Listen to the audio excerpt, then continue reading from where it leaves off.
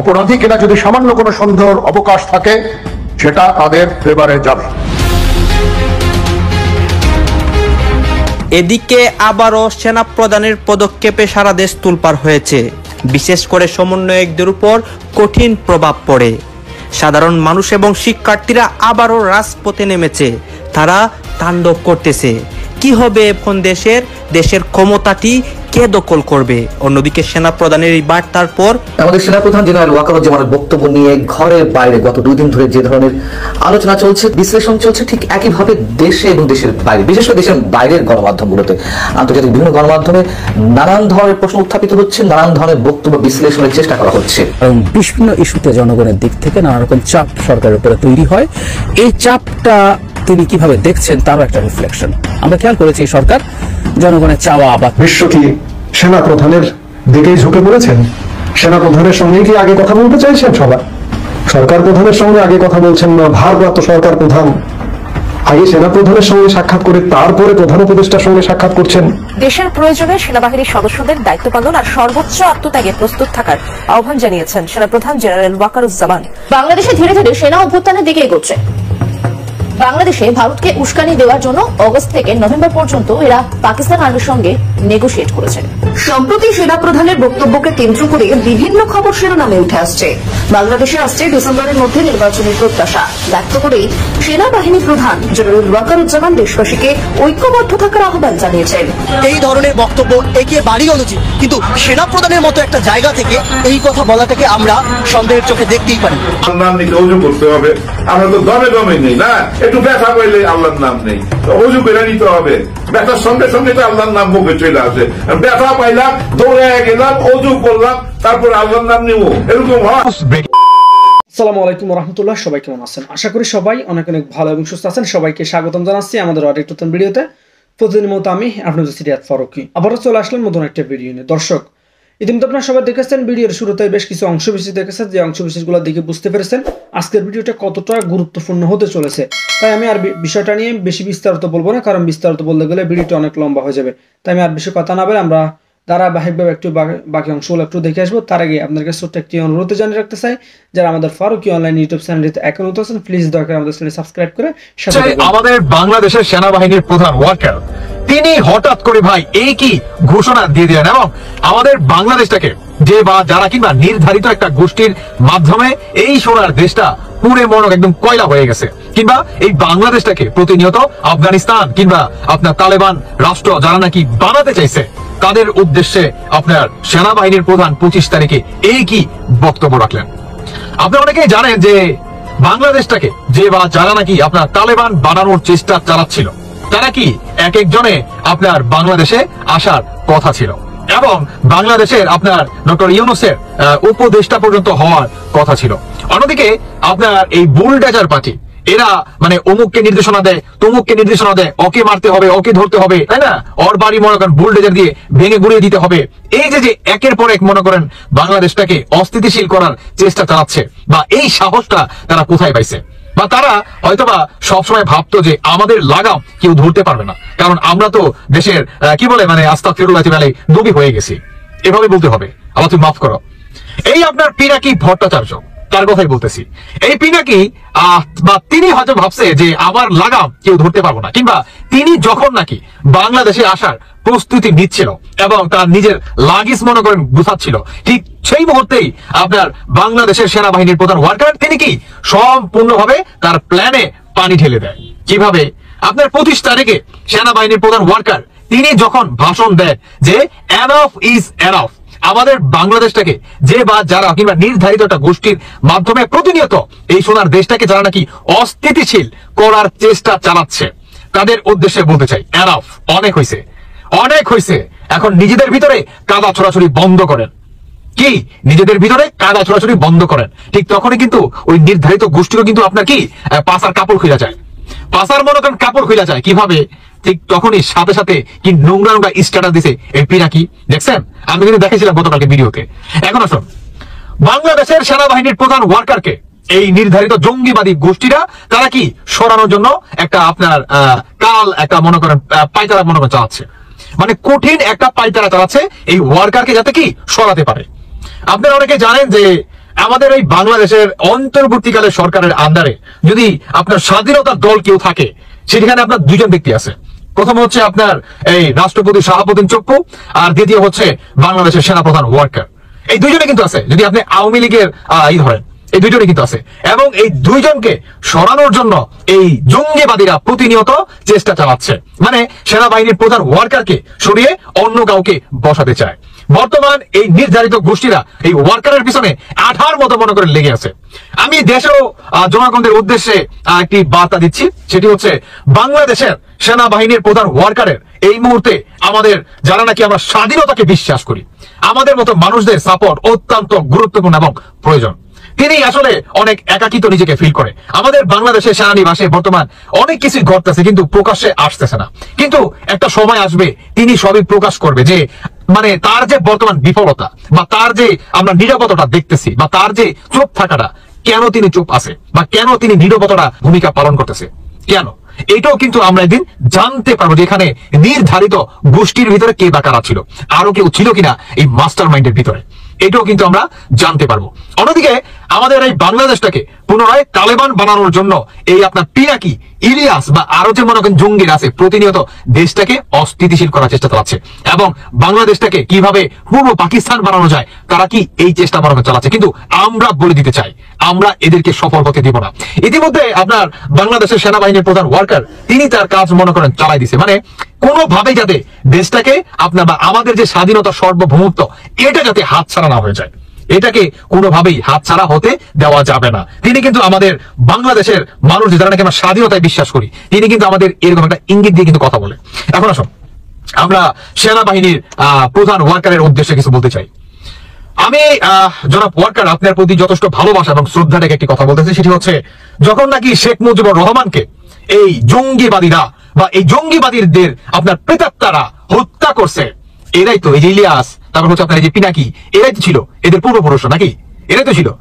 এরা যে যখন বঙ্গবন্ধুকে হত্যা করছে, তখন আপনার বাংলাদেশের আরেকজন বীর মনে করেন নেতা, সেটি হচ্ছে আপনার প্রেসিডেন্ট শহীদ জিয়া। রাজনীতির মাঠে নতুন যে রাজনৈতিক দলটিকে নিয়ে নানান আলোচনা সমালোচনা বা মল্লযুদ্ধ, তর্কযুদ্ধ সবকিছু শুরু হয়ে গেছে ছাত্রদের সেই বহুল আকাঙ্ক্ষিত বা প্রতীক্ষিত রাজনৈতিক দলটির আত্মপ্রকাশ আগামীকালকে। তো ইতিমধ্যেই বিভিন্ন সূত্র থেকে ছাত্রদের নতুন এই রাজনৈতিক দলটির নাম চলে এসেছে। অনেকটা পুরান জিনিসই হালকা নাড়াচাড়া করে নতুন ভাবে সামনে আসতে যাচ্ছে। আপনাদের খেয়াল থাকার কথা যে সরকার পতনের পর বৈষম্য বিরোধী প্ল্যাটফর্ম থেকে একটা নতুন পার্টির তৈরি হয়েছিল বা কমিটি, যেটার নাম ছিল জাতীয় নাগরিক কমিটি। অবশেষে আমরা জানলাম যে নতুন দলটা সেটার নাম হচ্ছে জাতীয় নাগরিক পার্টি, আর আরেকটা আছে বাংলাদেশ নাগরিক পার্টি। তো বিভিন্ন সূত্র বলছে, শতভাগ নিশ্চিত করেছে যে আগামীকালকে যে রাজনৈতিক দলটি মাঠে আসতে যাচ্ছে, সেই দলটির নাম হচ্ছে জাতীয় নাগরিক পার্টি। মানে আগে ছিল জাতীয় নাগরিক কমিটি, কমিটিকে হালকা নাড়াচাড়া কইরা এটার নাম দেওয়া হয়েছে জাতীয় নাগরিক পার্টি। তো দলের নেতৃত্বে কারা, ইতিমধ্যেই এটা তো আর অজানা নাই যে দলটির নেতৃত্বে আছেন ছাত্র উপদেষ্টা, যিনি ইতিমধ্যেই পদত্যাগ করেছেন, নাহিদ ইসলাম। আর জাতীয় নাগরিক পার্টির সদস্য সচিব আক্তার হোসেনের নেতৃত্বেই আগে যারা কমিটি ছিল সেটারই যারা আছে সদস্য সচিব আক্তার হোসেন এখানে ওই জায়গাটাতে তাদের অবস্থান শিবির করেছেন। এছাড়া দলটিতে মুখপাত্র এবং মুখ্য সংগঠকের পদে বৈষম্য বিরোধী ছাত্র আন্দোলনের ব্লুটুথ বয় হাসান আব্দুল্লাহ এবং জাতীয় নাগরিক কমিটির মুখ্য সংগঠক সার্জিস আলমী চূড়ান্ত আপনার পদগুলোতে তারা বসতে যাচ্ছেন। তো জাতীয় নাগরিক কমিটির একাধিক সূত্র বলছে এই পদে জাতীয় নাগরিক কমিটির আহ্বায়ক নাসির উদ্দিন পাটোয়ারিকে নিয়েই আলোচনা করছেন আপনার শীর্ষ নেতারা, আর যাকে নতুন দলে সমঝোতার ভিত্তিতে জ্যেষ্ঠ যুগ্ম সদস্য সচিব পদে রাখা হয়েছিল। আর জ্যেষ্ঠ যুগ্ম সদস্য সচিব পদে জাতীয় নাগরিক কমিটির মুখপাত্র সামান্তা শারমিনও আলোচনায় আছে। এর কারণ বলা হচ্ছে যে দলটির শীর্ষ পদে নারী নেতৃত্ব থাকছেন না বলে সম্প্রতি সামাজিক যোগাযোগ মাধ্যমে যে আলোচনা সমালোচনা হয়েছে, সেই সমালোচনার জন্যই এই পদে সামান্তা শারমিনকে রাখার চিন্তা ভাবনা চলছে। জ্যেষ্ঠ যুগ্ম আহ্বায়ক এবং জ্যেষ্ঠ যুগ্ম সদস্য সচিব পদ ছাড়াও আরো 3টি পদ সৃষ্টি করে গুরুত্বপূর্ণ সাবেক ছাত্র নেতাদের জায়গা করে দেওয়ার চেষ্টা চলছে। এই পদগুলো হলো মুখ্য সমন্বয়ক, কোষাধ্যক্ষ, দপ্তর সম্পাদক। এসব পদ এবং বাইরের গুরুত্বপূর্ণ পদে জাতীয় নাগরিক কমিটির যুগ্ম আহ্বায়ক সারওয়ার তুষার, তাসলিম জারা যিনি ডাক্তার আপনারা সকলে চেনেন, আরিফুল ইসলাম আদিব, যুগ্ম সদস্য সচিব অনিক রায়, মাহবুব আলম, অলিক মৃকে দেখা যেতে পারে। এছাড়াও বিভিন্ন পদে ওই জাতীয় নাগরিক কমিটি বা বৈষম্য বিরোধীতে যারা লিড করেছেন তারাই দলটার বাকি যে পদগুলো আছে সেখানে ধারাবাহিকভাবে তারা পদ পেতে যাচ্ছেন। এখন আগামীকালকে আনুষ্ঠানিকভাবে আপনারা এটার বিবৃতি দেখবেন বা আত্মপ্রকাশ দেখবেন। এর মাঝখানে আবার টুইস্ট থাকলেও থাকতে পারে, বাট মোটামুটি নিবন্ধন কমপ্লিট যতটুকু আমরা বুঝতে পারছি জাতীয় নাগরিক পার্টি। তো কেমন হলো নাম কি? সেনাবাহিনী প্রধানের যে বক্তব্য, সেই বক্তব্যে যখন দেশ তোলপাড়, এখনো সেই বক্তব্যকে নিয়ে নানা রকমের আলোচনা চলছে, পক্ষে বিপক্ষে নানা রকমের মতামত প্রদান করছেন বিভিন্ন জন, হাটে মাঠে ঘাটে সেই আলোচনাই এখনো চলমান। সামাজিক যোগাযোগ মাধ্যমে সেটা নিয়েই চর্চা বেশি হচ্ছে। ঠিক সেই সময় আমরা দেখতে পাচ্ছি যে আগামীকাল সমন্বয়কদের যে নতুন রাজনৈতিক দল, সেই রাজনৈতিক দলের আত্মপ্রকাশ হতে চলেছে। সমন্বয়করা প্রধান উপদেষ্টাকে দাওয়াত দিয়েছেন এই আত্মপ্রকাশ অনুষ্ঠানে আসার জন্য।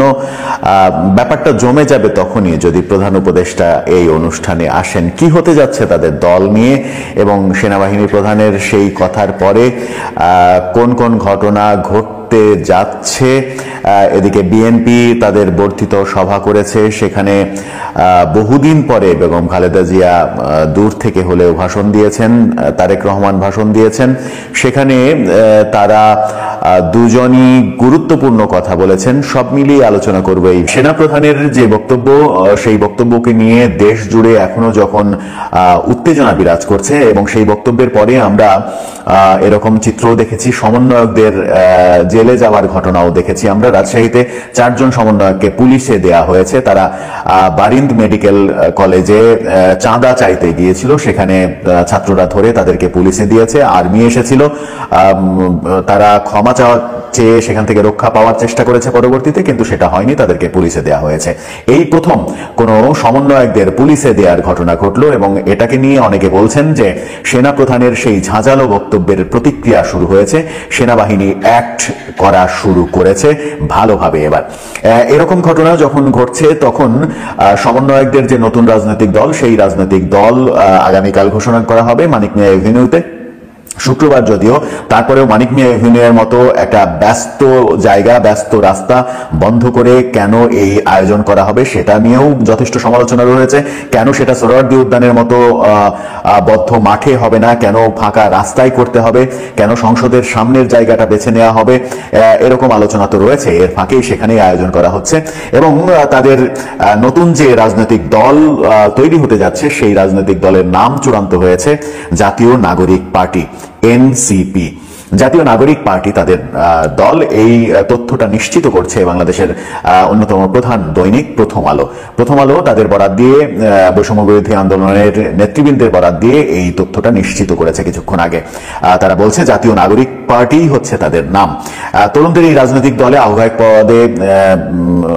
পদ সহ 5টি পদ চূড়ান্ত হয়েছে এবং বেশ হাস্যকর হলেও বাংলাদেশকে 2 ভাগে বিভক্ত করে 2 অঞ্চলের দায়িত্ব দুজনকে দেওয়া হয়েছে, যেহেতু দুজনকেই নেতৃত্বে আনতে হবে।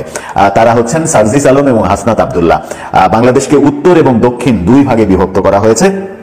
সেখানে দক্ষিণের মুখ্য সংগঠক করা হয়েছে হাসনাত আব্দুল্লাহকে এবং সার্জিস আলমকে উত্তরাঞ্চলের মুখ্য সংগঠক পদে নিয়োগ দেওয়া হয়েছে। মুখ্য সংগঠক 2টি পদ তৈরি করা হয়েছে এবং নেতৃত্বে জায়গা দেওয়ার জন্য নাসিরউদ্দিন পাটোয়ারিকে প্রধান সমন্বয়কারীর দায়িত্ব দেওয়া হয়েছে। তিনি সমন্বয় করবেন, প্রধান সমন্বয় করা, মুখ্য সংগঠক, এগুলোর কাজ কি সেটা গবেষণার ব্যাপার। আসলে একই ব্যাপারে বিভিন্ন শব্দ ব্যবহার করে পদ বন্টন করা এবং প্রধান দুটি পদ আহ্বায়ক নাহিদ ইসলাম সদ্য সরকার থেকে পদত্যাগ করেছেন। তিনি এতদিন সরকারের ভেতরে থেকে দল গঠনের কলকাঠি নাড়িয়েছেন, এবার সরকারের বাইরে এসে দলের দায়িত্ব নিচ্ছেন।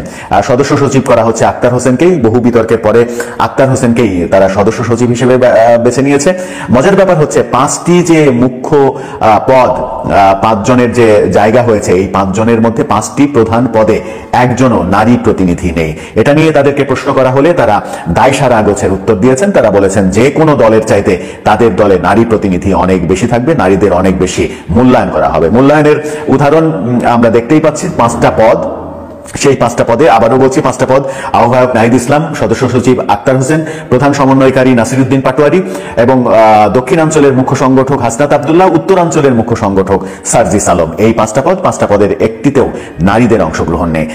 প্রধান উপদেষ্টাকে দাওয়াত দেওয়া হয়েছে, প্রধান উপদেষ্টা নাকি সাদরে গ্রহণ করেছেন তাদের দাওয়াত, এমনটাও জানানো হয়েছে তাদের পক্ষ থেকে। এখন দেখার বিষয় প্রধান উপদেষ্টা এই অনুষ্ঠানে আসেন কিনা, উপদেষ্টা পরিষদকেও দাওয়াত দেওয়া হয়েছে, তারাও আসেন কিনা সেটাও দেখার বিষয়। বিএনপি জামাত সবাইকেই দাওয়াত দিচ্ছেন তারা, বিএনপি জামাতের প্রতিনিধি হয়তো থাকবেন, বিএনপি আসে কিনা এটাও একটা বড় প্রশ্ন। বিএনপির প্রতিনিধি উপস্থিত হলে সেটা একটা নতুন অর্থ মিন করবে, আবার যদি উপস্থিত না হয় সেটাকেও ভিন্নভাবে ব্যাখ্যা করার স্কোপ থাকবে। এখন আমরা কালকে পর্যন্ত ওয়েট করব যে কালকে কারা উপস্থিত হচ্ছেন অতিথি হিসেবে, সেটা খুবই গুরুত্বপূর্ণ একটা বিষয়। এই প্রস্তুতি যখন চলছে, তারা যখন এরকম প্রস্তুতি নিচ্ছে, তখন দেশে আইন শৃঙ্খলা পরিস্থিতির চরম অবনতি এবং আজকে ঢাকা বিশ্ববিদ্যালয়ে তাদেরই যে বৈষম্যবিরোধী ছাত্র আন্দোলন থেকে যে নতুন ছাত্র সংগঠন তৈরি হয়েছে, গতকালকে মারামারি হয়েছে, ব্যাপক মারামারি হয়েছে গতকালকে। আমরা আমাদের ভিডিওতে কম বলেছিলাম, কিন্তু সেটা আসলে ব্যাপক আকারে মারামারি হয়েছে, বেশ কয়েকজন হাসপাতালে রয়েছে এবং সেই ঘটনার জন্য আজকে বাকের কাদের, যারা এই নতুন ছাত্র সংগঠনের নেতা, তারা আজকে ক্ষমা চেয়েছে, বেসরকারি বিশ্ববিদ্যালয়ের ছাত্রদের কাছে ক্ষমা চেয়েছে। সেই তুলকালাম কাণ্ড এখনো চলছে, ক্ষমা চাওয়ার ব্যাপারগুলো চলছে এবং তাদের মধ্যে একজন নেতা, কোনো একজন নেতা, নামটা এই মুহূর্তে মনে করতে পারছি না, তারা সেই নেতা আবার পদত্যাগ করে ফেলেছেন একদিনের মধ্যে। এই ঘটনা যখন ঘটছে তখন দেশের আইন শৃঙ্খলা পরিস্থিতি একেবারে তলানিতে অবস্থান করছে। সবাই যখন ভাবছেন স্বরাষ্ট্র উপদেষ্টাকে সরিয়ে দেওয়া উচিত, তার বদলে অন্তত ব্রিগেডের শাখাওয়াতকে আবার নিয়ে আসা উচিত, তখন ব্রিগেডের শাখাওয়াত সেনাবাহিনী প্রধানের বক্তব্য নিয়ে একটি মন্তব্য করেছেন। বলেছেন সেনাবাহিনী প্রধানের বক্তব্য খুবই অর্থবহ, তিনি না জেনে না বুঝে অর্থহীন কোনো কথা বলেননি।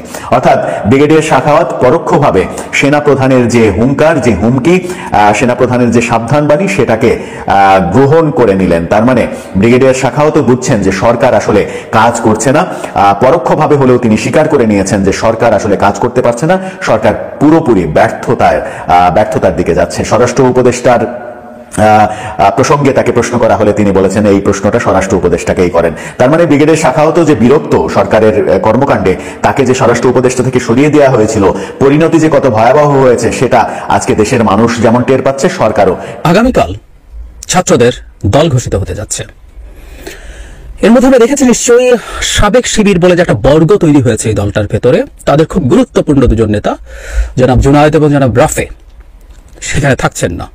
দীর্ঘদিন বেশ ডিবেট হয়েছে, নট অনলি ডিবেট, কিছুটা সংঘাত হয়েছে অভ্যন্তরীণ ভাবে এবং এই দুজন নিজেদেরকে সরিয়ে নিলেন। আমরা পত্রপত্রিকায় দেখছি তারা তাদের এটা জানিয়েছেন ফর্মালি, কিন্তু তারা যে বর্গটার কথা বলছে এক্স শিবির, তারা যে সবাই নেই তা নয়। নতুন কমিটিতে আমি পত্রিকায় দেখলাম যে এদের আবার অনেকেই থাকবেন, সেটা দেখা গেল। দলটা কেমন হয় কি হয় সেটা নিয়ে কথা বলবো, কিন্তু এই যে ডিভাইডেশন, এটা নিয়ে একটু কয়েকটা কথা বলতে চাই। তার আগে একটু ক্লিয়ার করে রাখা ভালো, ছাত্রদের দল যখন বলি এটা আসলে জেনারেলাইজ করছি আমরা অনেকেই, এটা আসলে মনোলিথিক না। শেখ হাসিনার পতনের জন্য ছাত্ররা যেভাবে মাঠে নেমে এসেছিল, তাদের একটা অংশ এই ছাত্রদের মধ্যে আছে। এমনকি আমরা গতকাল ঢাকা ইউনিভার্সিটিতে দেখেছি একটা নতুন ছাত্র সংগঠন যখন তারা তৈরি করতে যাচ্ছেন, সেখানেই দেখেছি যেখানে অনেকে এক্সপ্লোডেড হয়েছেন। প্রাইভেট ইউনিভার্সিটির স্টুডেন্টরা, মাদ্রাসা স্টুডেন্টরা, নানাভাবে বিভিন্ন অনার্স কলেজের স্টুডেন্টরা তারা এক্সক্লুডেড হয়েছে। সুতরাং ছাত্র বলতে যে বর্গটাকে বোঝায়, যারা পলিটিক্যালি অ্যাফিলিয়েটেড ছিলেন, মানে ঘোষিত শিবির বা ছাত্র দল, তারা তো নেই, সাধারণ ছাত্ররা নেই, এর মধ্যে অনেকেই এক্সক্লুড করা হচ্ছে। একটা নির্দিষ্ট বর্গের স্টুডেন্টদের দল তৈরি হচ্ছে, আমরা এভাবে বলবো। আর স্টুডেন্ট এবং ইয়াং অ্যাডাল্টস, ইয়াং প্রফেশনালস আমরা এভাবে বলবো। তাদের দল আসছে, তাদের দলে পরে কথা বলবো। কিন্তু যে প্রসঙ্গটাতে আসতে চেয়েছিলাম যে তাদের সমস্যা, এবং সমস্যাটা সম্ভবত অনেক গভীরেই প্রবেশ করেছে। আমরা খেয়াল করলাম যে এই যে দুজনের কথা বললাম, যে দুজনে বেশি আলোচিত হয়েছেন কারণ তারা খুব বড় পদে ছিলেন, জনাব জুনায়েদ এবং জনাব রাফে, এই দুজনই ঢাকা ইউনিভার্সিটির ছাত্র শিবিরের সভাপতি ছিলেন। দেখা গেল হঠাৎ করে তারা দুজন চীনের একটা বাংলাদেশি রাজনীতিবিদদের একটা প্রতিনিধি দল যাচ্ছে তার অংশ হয়েছেন, এবং সারপ্রাইজিংলি দেখা গেল যে এই দুজন আসলে জাতীয় নাগরিক কমিটি থেকে গিয়েছেন বলে যে শোনা গেছে সেটা নয়। আমি একটু একটা স্টেটমেন্ট পড়ি, এটা আজকের পত্রিকায় এভাবে বলা হয়েছে, তারা রীতিমতো স্টেটমেন্ট দিয়েছেন। সম্প্রতি কিছু গণমাধ্যমে প্রকাশিত সংবাদে উল্লেখ করা হয়েছে, চীনের কমিউনিস্ট পার্টির আমন্ত্রণে জাতীয় নাগরিক কমিটির কয়েকজন সদস্য একটি ডেলিগেশনের সঙ্গে চীন সফরে যাচ্ছেন। জাতীয় নাগরিক কমিটি স্পষ্টভাবে জানাতে চায় কমিটি এই বিষয়ে অবগত নয় এবং চীনের কমিউনিস্ট পার্টির পক্ষ থেকে জাতীয় নাগরিক কমিটি কোনো আনুষ্ঠানিক আমন্ত্রণ পায়নি। একই সঙ্গে জাতীয় নাগরিক কমিটির পক্ষে কেউ এই ডেলিগেশনে অংশগ্রহণ করছে না বা প্রতিনিধিত্ব থাকছে না। জাতীয় নাগরিক কমিটি আরো স্পষ্ট করতে চায়, সংগঠনের কোনো আনুষ্ঠানিক সিদ্ধান্ত ছাড়াই যদি কেউ জাতীয় নাগরিক কমিটির নাম ব্যবহার করে ডেলিগেশনে যোগ দেয় বা কোনরূপ কমিটির প্রতিনিধিত্ব করার দাবি করে তা সম্পূর্ণ ব্যক্তিগত উদ্যোগে এবং এর সাথে তাদের কোনো সম্পর্ক নেই, বলছে সবাইকে সতর্ক থাকতে। খুবই ইন্টারেস্টিং একটা ব্যাপার, সেটা হলো চায়না তাহলে এই দুজনকে কেন দাওয়াত দিল? আমরা দেখেছি বিভিন্ন রাজনৈতিক দল, বিএনপি আছে, বিপিপি ওয়ার্কার্স পার্টি, গণসংহতি আন্দোলন, এরকম বিভিন্ন জায়গা থেকে, যুবদল, এরকম বিভিন্ন বিভিন্ন। কিন্তু এখন প্রশ্ন হচ্ছে, এই দুজন যদি জাতীয় নাগরিক কমিটির পক্ষ থেকে সিলেক্টেড না হয়, তার মানে চায়না এই দুজনকে আলাদাভাবে সিলেক্ট করেছে, ইটস ফর শিওর। অথবা চায়না কারোর সাথে যোগাযোগ করেছিল, কারা রেকমেন্ড করেছে? এটা কি জামায়াত বা শিবির রেকমেন্ড করেছে? এটা নিয়ে অনেকে আমার বিরুদ্ধে তেড়ে আসেন, কিন্তু আমি কয়েকটা স্পষ্ট প্রশ্ন করব। আসলে আমার কিছু প্রশ্ন আছে তাদের প্রতি, আগেও করেছি আমরা, যারা এরা আছেন বিশেষ করে এই দুজন, তাদের কাছেও আমার কিছু প্রশ্ন আছে, সেই জায়গায় আসবো। সো এটা খুবই ইন্টারেস্টিং একটা ফাইন্ডিং।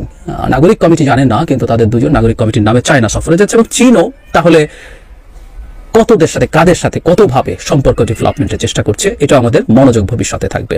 যাই হোক, এই ঘটনাটা ঘটলো, কিন্তু এটা পুরোপুরি ঘটেছে তা না। আসলে মূল সমস্যা হয়েছিল তারা যে দুটো পদ চেয়েছিলেন সে দুটো পদ পাননি। এমন আমরা নিউজে দেখেছি তাদের জন্য পদ তৈরি করার কথাও হয়েছিল, সিনিয়র যুগ্ম আহ্বায়ক, সিনিয়র যুগ্ম সদস্য সচিব, এরকম পদ দিয়েও রাখার চেষ্টা হয়েছিল তাদেরকে অ্যাকোমোডেট করার জন্য, কিন্তু তারা সম্ভবত সেটাই শেষ পর্যন্ত এগ্রি করেননি এবং তারা শুভকামনা জানিয়ে এই প্রসেসে থাকবেন না বলছেন। কিন্তু টেকনিক্যালি তারা এখনো নাগরিক কমিটিতে আছেন, কারণ নাগরিক কমিটি থেকে যারা দলে যাবেন তারা যাবেন, যারা যাবেন না তারা সেখানে থেকে যাবেন। এবং আমরা দেখেছি নাগরিক কমিটির 3টা বা 4টা পদ রেখে বাকি সবগুলো বাতিল করে দেওয়া হয়েছে। এখন নতুন কমিটি নিশ্চয়ই ওখানে তৈরি হবে, কারণ নাগরিক কমিটির যারা দায়িত্বপ্রাপ্ত ছিলেন, আহ্বায়ক এবং সদস্য সচিব দুজনই, যারা নাসিরুদ্দিন পাটোয়ারি এবং যারা আক্তার, দুজনই দলে যাচ্ছেন এমন নিউজ আমরা দেখলাম। ফলে ওই জায়গাগুলো ফাঁকা হতে যাচ্ছে, আমরা ওই জায়গাগুলোতে আবার তাদেরকে দেখবো কিনা আর সেটাও আমাদের খেয়াল রাখতে হবে, সেটাও সম্ভাবনা আছে। আর দলের পদের ক্ষেত্রে এই এক্স শিবির যে বর্গ আছে তারা অনেকেই নাকি আছে, কারা কারা থাকবেন আমরা আগামীকালে স্পষ্ট হব।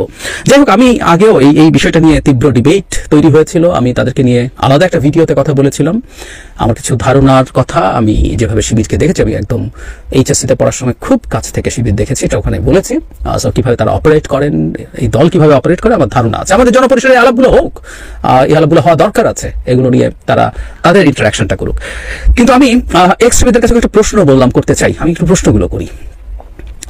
যদি কখনো যদি জনাব জুনায়েদ এবং রাফেকে আমি সামনে পাই, আমি তাদের কাছ থেকে এটা শুনতে চাইবো, আমার আগ্রহ আছে, কারণ আমি দেশের রাজনীতি বুঝতে চাই, বা এখানে যারা রাজনীতি করতে এসছেন, করতে চান, তাদেরও জনগণের সাথে এই ইন্টারাকশন গুলো করা দরকার, অন্তত যাদের মধ্যে প্রশ্নগুলো তৈরি হয় তাদের ক্ষেত্রে। আমার প্রশ্নগুলো কথা, এই দুজনকে আমি বিশেষ করে টার্গেট করছি, কারণ এই দুজন খুবই দায়িত্বপূর্ণ পদে ছিলেন, ঢাকা ইউনিভার্সিটির ছাত্র শিবিরের সভাপতি ছিলেন দুজনই।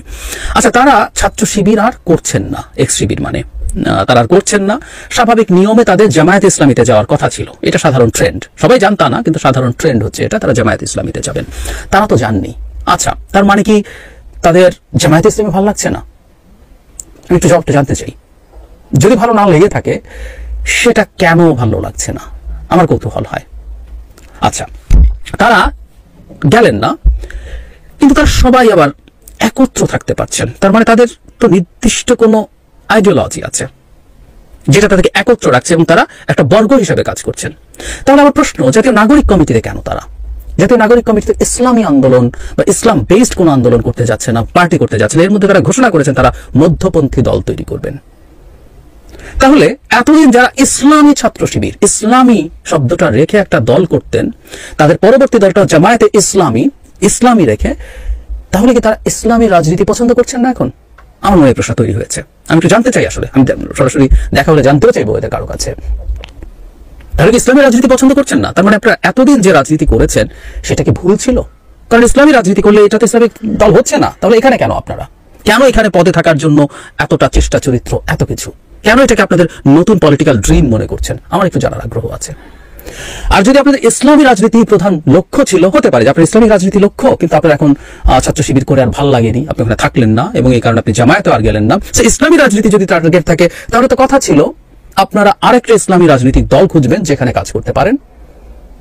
না হলেও যদি কোথাও না পাওয়া গেল, এই বর্গটা একটা রাজনৈতিক দল তৈরি করবে, একটা নতুন ইসলামী রাজনৈতিক দল তৈরি করবে।